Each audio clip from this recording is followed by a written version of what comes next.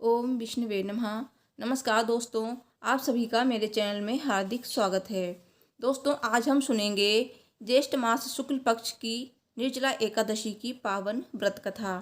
दोस्तों, निर्जला एकादशी का व्रत ज्येष्ठ मास के शुक्ल पक्ष की एकादशी को रखा जाता है और 2023 में निर्जला एकादशी का व्रत 31 मई को रखा जाएगा।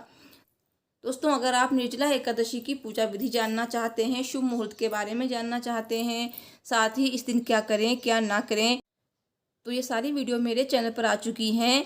आप चाहिए और देख लीजिए, आपको बहुत सी जानकारी इस वीडियो में मिलेंगी। साथ ही निर्जला एकादशी व्रत का पारण कब और कैसे करना चाहिए, क्या खाकर करना चाहिए, तो निर्जला एकादशी व्रत पारण की वीडियो आपको मेरे चैनल पर मिल जाएगी।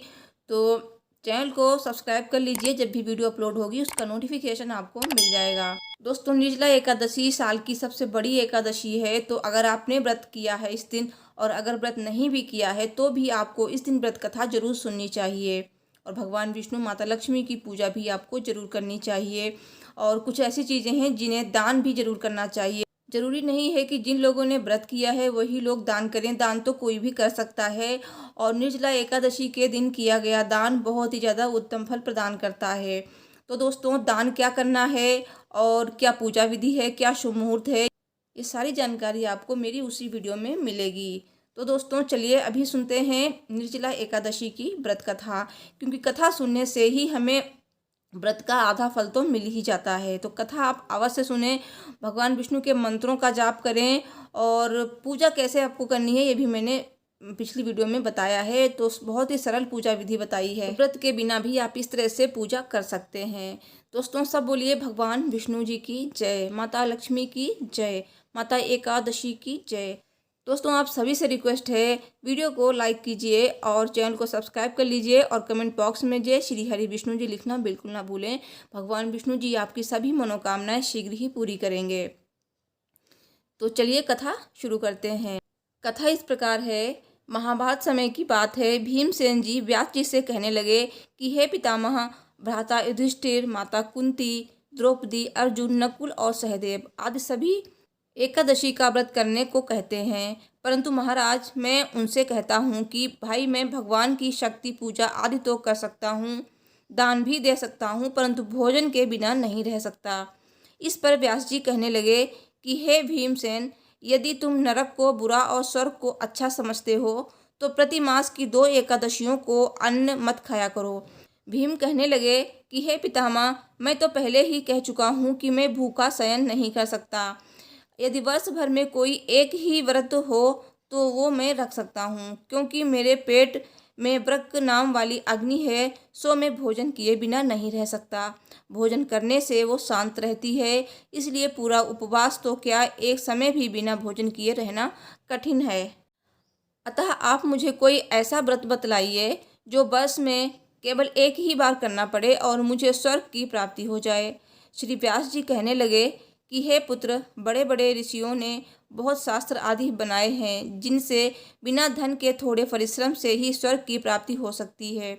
इसी प्रकार शास्त्रों में दोनों पक्षों की एकादशियों का व्रत मुक्ति के लिए रखा जाता है। व्यास जी के वचन सुनकर भीमसेन नरक में जाने के नाम से भयभीत हो गए और कहने लगे, अब क्या करूं? मास में 2 व्रत तो नहीं कर सकता। हाँ, वर्ष में एक व्रत करने का प्रयत्न अवश्य कर सकता हूँ। अतः वर्ष में एक ही दिन व्रत करने से यदि मेरी मुक्ति हो जाए तो ऐसा कोई व्रत बताइए।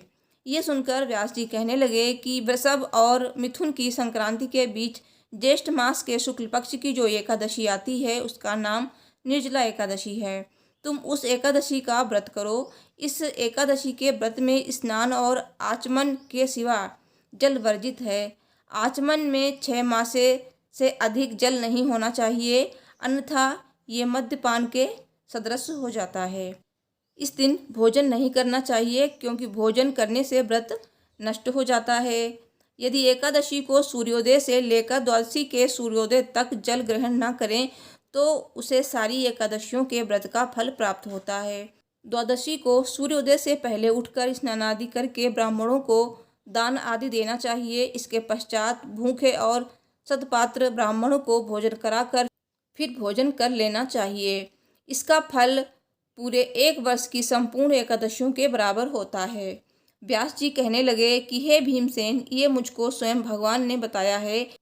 इस एकादशी का पुण्य समस्त तीर्थों और दानों से अधिक है। केवल एक दिन मनुष्य निर्जल रहने से पापों से मुक्त हो जाता है।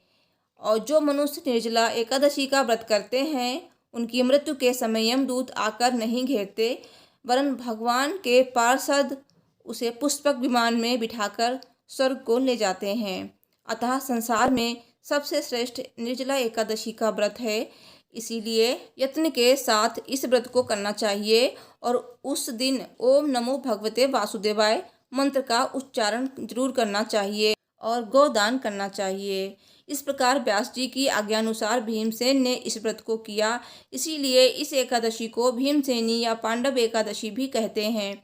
निर्जला व्रत करने से पूर्व भगवान से प्रार्थना करें कि हे भगवान, आज मैं निर्जला व्रत करता हूँ, दूसरे दिन भोजन करूँगा, मैं इस व्रत को श्रद्धापूर्वक करूँगा, अतः आपकी कृपा से मेरे सब पाप नष्ट हो जाएं। और इस दिन जल से भरा हुआ एक घड़ा वस्त्र से ढककर और स्वर्ण सहित दान करना चाहिए।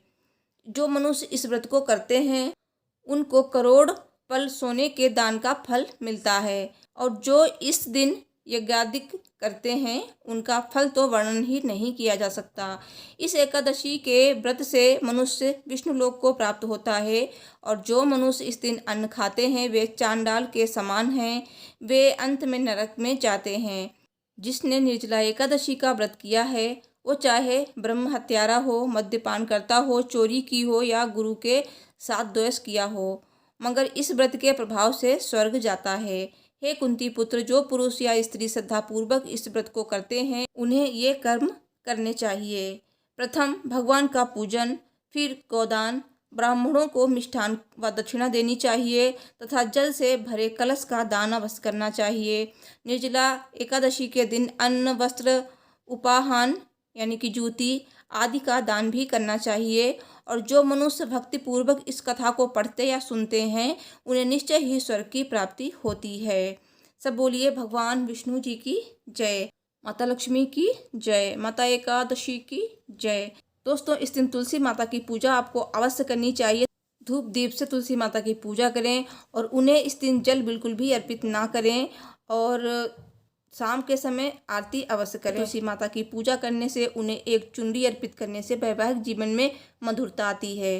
तो इस वीडियो को लाइक कीजिए, चैनल को सब्सक्राइब कीजिए। और निर्जला एकादशी व्रत का पारण 1 जून को किया जाएगा, तो पारण की फुल वीडियो आपको मेरे चैनल पर मिल जाएगी, तो चैनल को सब्सक्राइब जरूर कीजिए।